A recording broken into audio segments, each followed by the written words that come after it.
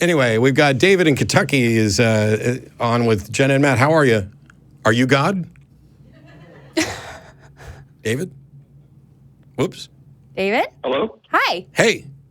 Hi. Oh, I'm sorry. I was on hold for a very long time, and yeah, glad I'm on. Big fan, you guys. No, I'm not God. Well, that's disappointing because you could have cleared up this shit between me and Corey. Well, my grandfather told me you can't argue with ignorance, so it's best to step aside. So, but your grandfather was wrong because you can educate ignorance and then you can have the argument. But anyway. Okay. I've got nothing against that. I'm God. You can't argue with me. I'm better than God. Anyway, what have you got for us, David? I apologize for letting the last call spill over into yours. Oh, no, it's not an issue. It's not an issue.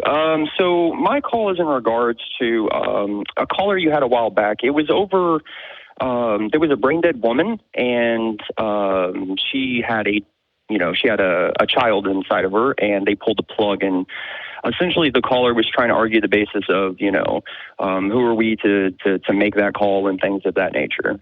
Depends on who's making the call, because so I'm in favor of individuals' autonomy and sovereignty over their own body.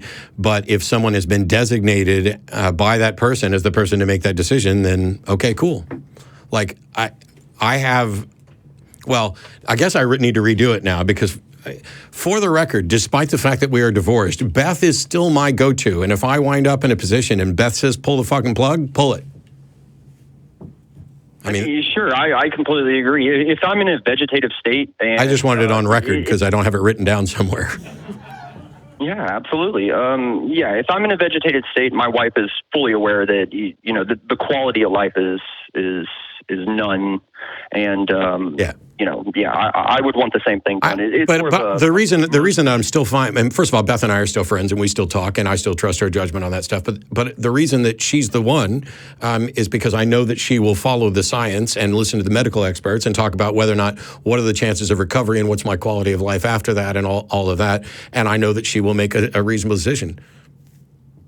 Yeah, based on the evidence that's provided, of course. Yeah, and comparing that to what she knows of my desire, there are very few people who know what I would want probably much more than. There are some who know more than her, but not really much. Yeah, absolutely. But so what was the question? Because we got kind of distracted. It was about a call that came in, and you had a follow-up question to that. Yeah, well, I wanted clarity on your what you would consider to be life. And if you yourself find life to be precious, in the regards of what we have here on Earth, carbon-based life and things like that. There's probably discoveries out there that we haven't made yet. There could be organisms made of, pure energy that we wouldn't perceive as alive by our standards here on Earth. However, well, there's a lot of different usages. There's a lot of different usages of the word life. Plants are alive. And so then we get into issues of are plants conscious? Well, according to last night's debate, maybe they are. Are the plants sentient? I don't see any reason for that. But the bigger question is one that you asked, which I'm getting ready to address in a video probably next week as well, which is life precious? To whom? I think the question is human life precious? That is... No. All life. Okay. So for me, personally, I don't put humans on a platform above any other organism. I do. Any other? Any? So there's a baby. There's a baby and a cricket, and each one of them's under the wheel of a car, and the car's getting ready to back over one of them. Which one do you save? Now that is more of a philosophical question rather than a moral. Question. That's a load of shit. First of all, it's an easy question. Okay, it's easy for you. But it's absolutely... It's not easy for you? People have different beliefs. So if this car was about to go over this baby, you don't have a minute, you don't have a lot of time to call us and talk about it first. You have a second to go. What are you doing? Are you saving the cricket, saving the baby, or leaving them both? Well, of course I would save the child because it has more... Of course you would. Cool. Which is why I asked a question that didn't need somebody to say that's more of a philosophical question than a moral question, when it's absolutely a moral question and a philosophical question and a dirt easy question. And the point of asking that easy question is because, yes, in fact, we do, almost all of us, actually value humans more than others. Life Yeah, because we're socialized animals, and that's how we are structured. Sure, just like, because we're going to be able to empathize with that which is closer to us than we are with something that's far from us. But the question that I would, like in a recent debate, there were people who were frustrated because I said that humans don't have intrinsic value. Now, there's a difference between intrinsic value and inherent value, and I'll be talking about that in the coming week, because do they have inherent value? Yes. Nothing has intrinsic value. Value requires a valuer. It is an assessment of, do you care about this? And so it's going to be subjective. But talking about whether or not we should act as if people have value, yes. And do people have value to me personally? You betcha. I have loads of value to me, almost infinite value to me. I have to myself. Then the people that I care about. I care more about Jenna, sorry, David, than I do about you currently. That could change. Absolutely. And so this is natural. Now, when you start talking about that, people are like, oh, that's a dangerous thing to say that people don't have intrinsic value, because now all of a sudden it's all just subjective and people can value whatever they want. Yes, because people can be wrong. Because people can have an assessment that is wrong. But by and large, it's like if you drew a line of things that you value, and right here, here's the middle, and I'm over here. All of humanity is way up in this upper teeny percentile of things that I give a shit about. And then maybe it extends to the other primates and dolphins and things like that. Maybe, oh, no, you shouldn't do this. You shouldn't do this, Matt. You shouldn't. It's the truth. I'm sorry that some people can't handle the truth, but this is why I do the cricket baby thing. Sure, but I'm not saying you're saying that. If I take that... No. If I take that, so I'm an environmental science major. I've taken biology and botany and mycology as well. Well, even from a practical matter, you would want to save the baby and not the cricket.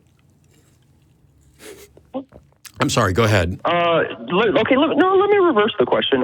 Okay. So let's say it's the exact same scenario. Okay. It's a baby, and instead of just one cricket, we'll give it two, a male and a female cricket. Put 1,000 there.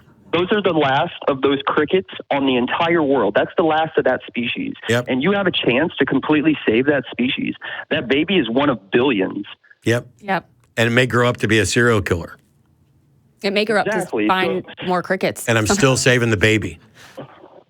Yeah, but one thing that we learned in environmental sciences and other classes like that is there are certain species in the world that are known as keystone species, without which the entire ecosystem that's based around them would completely crumble. The mosquito is a prime example. A lot of people say, let's get rid of the mosquito because it's the number one killer of all time. See, you're spinning this in a different direction, which is about intentionally exterminating based on evidence. I'm just talking about value. Yeah, and so am I. What I'm saying is that, I think I'm kind of flustered now. Okay. There's a difference between there's a difference between actively, like, hey, Matt, if you saw two crickets, would you step on them? No.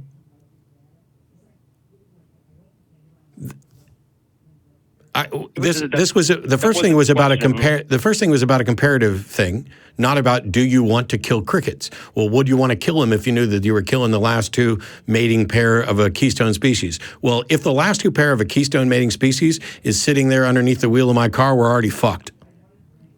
But I'm not actively going out to try to destroy crickets. I mean, if we're down to two, and somebody who knew we were down to two didn't take that step, I mean. Well, so I think I know what you're saying. It sounds to so when we're talking about value and is life precious, for me philosophically, my mind goes, well, which life and precious to who, and how precious, because it's all variable. It's all subjective. Because we're the ones that are assigning the value. We're the humans. We're the ones that are assigning the value to anything. So You replace those crickets under the wheel with kittens, and all of a sudden you start getting different answers. Yeah, it just depends on who you're asking, on when you're asking them, on what is in the problem. I mean, just as a matter of fact, my ex-wife is pissed at me for even suggesting that we should replace those crickets with kittens, because she would save the kittens. Yeah, I mean, do you see what I mean? Like, it just depends.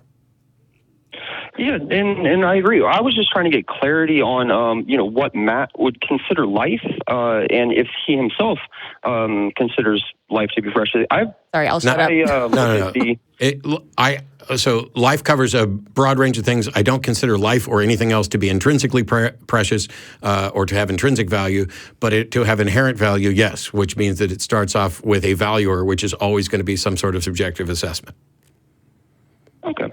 And, looking at the further cosmos, science is making jumps as we speak, and we've peered into the cosmos. And so far, this little speck is the only life that we know of that we define it as life as we know it. What percentage of the cosmos? What I said at the beginning. What percentage of the cosmos have we explored sufficiently to determine if that percentage has life?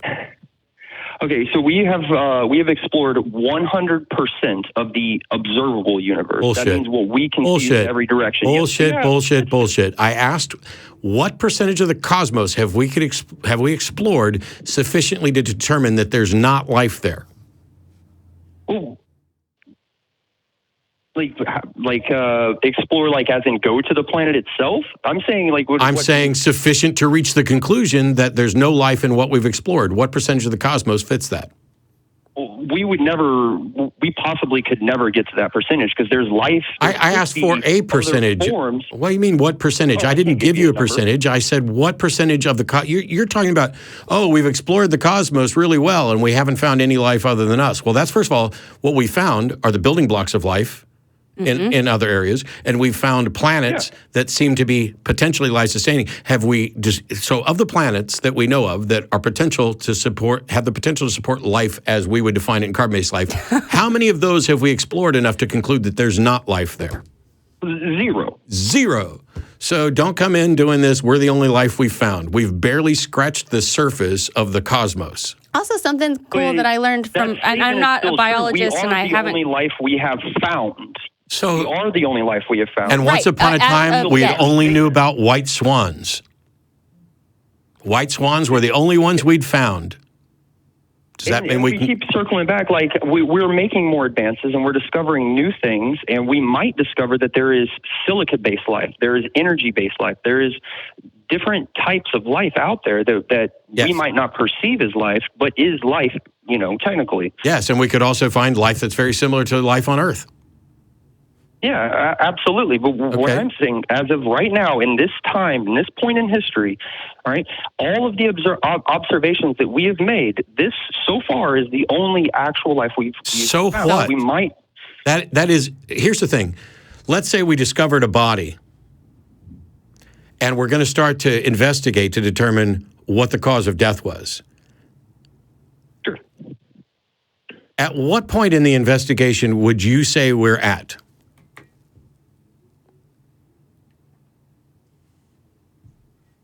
Just the investigation portion, Gavin. I'd say that we've looked at a toenail. And I think that's a slight exaggeration. So to say that we're the only life we've found so far, when we've barely been able to look off of our planet in any sort of sense for a teeny sliver of time, it's like, look at how much SETI has covered just looking for some kind of signal. Well, the way intelligent life. I just recently heard it put in the sense that, imagine you're looking at a picture of the Earth, just one picture, and that's what we can see of the universe. And we're trying to figure out how things are evolving from this, and it's all we're seeing is this snapshot in time. I think it's worse than that. I think if you actually this is a rough approximation because I haven't done the math. Somebody out there can. But I think that it would be like looking at a grain of sand or two on Earth and then concluding there's no life here. That's how much information we have about the cosmos beyond Earth when it comes to looking for life. And I completely agree. But again, the statement still remains true that... Okay, bye. I don't care. Hey, here's another true statement. What you said is fucking irrelevant. That's a true statement. It doesn't. Why would you call in to say, here's a statement that's true, that doesn't edify us in any way? we're the only life we've found, and we've been looking. We're the only life we've found, and we've been looking. That statement is true.